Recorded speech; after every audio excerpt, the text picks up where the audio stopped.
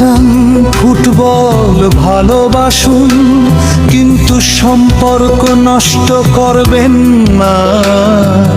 বাংলাদেশে বিশ্বকাপ এলেই যেন অন্যরকম এক উৎসব শুরু হয়। গ্রামের চায়ের দোকান থেকে শুরু করে শহরের অলিগলি, সামাজিক যোগাযোগ মাধ্যম থেকে বন্ধুদের আড্ডা, সবখানেই ফুটবল নিয়ে আলোচনা, আনন্দ আর উন্মাদনা।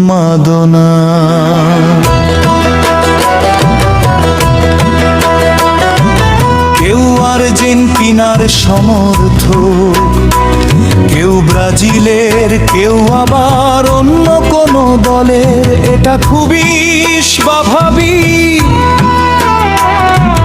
ভক্তদের নিজের পছন্দের দল থাকবে, নিজের প্রিয় খেলোয়াড় থাকবে, কিন্তু সেই ভালোবাসা যেন কখনো ঘৃণা, অপমান বা সহিংসতায় পরিণত না হয়।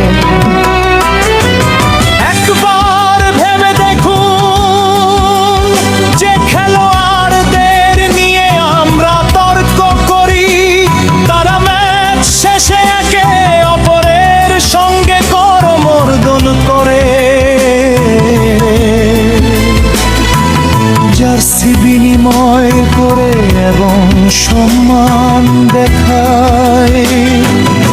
অথচ আমরা একই দেশের মানুষ হয়েও কখনো কখনই এমন একটি ফুটবল ম্যাচকে কেন্দ্র করে বন্ধুত্ব নষ্ট করি, আত্মীয়তার সম্পর্কে ভালো বলি, সামাজিক যোগাযোগের মাধ্যমে কটু কথা বলি, এমনকি কোথাও কোথাও হাতাহাতি পর্যন্ত হয়ে যায়।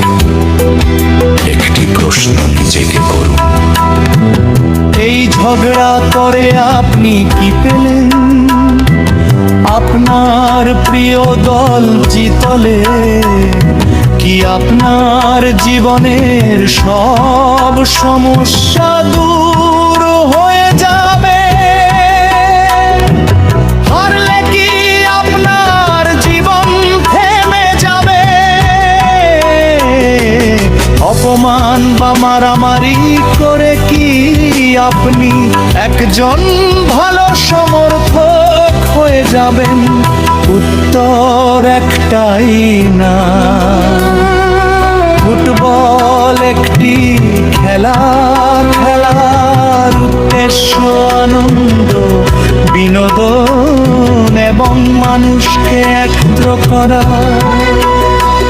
এটি কখনোই শত্রুতা, বিভেদ বা সম্পর্ক নষ্ট করার কারণ হতে পারে না।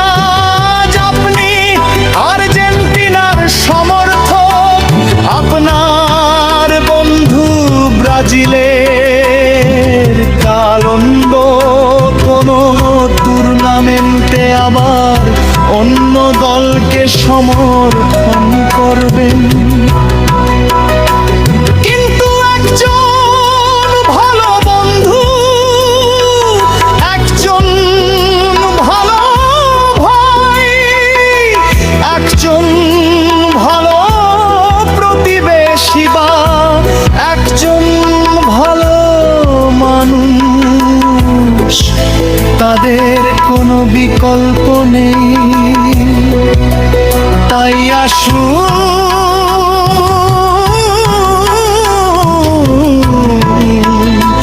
আমরা সবাই প্রতিজ্ঞা করি,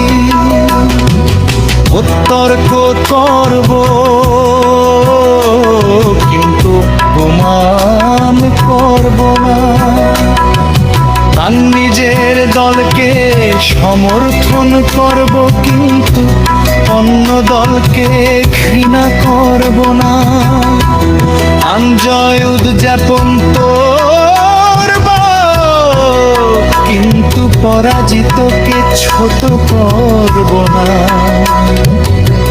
খেলাকে খেলার জায়গায় রাখবো, সম্পর্ককে হৃদয়ে রাখবো।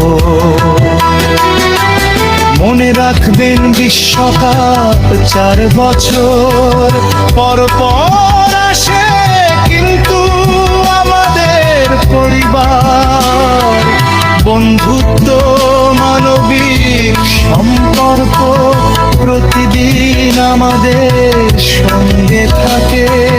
ফুটবল ভালোবাসুন, কিন্তু মানুষের প্রতি ভালোবাসা যেন সব সময় সবার আগে থাকে।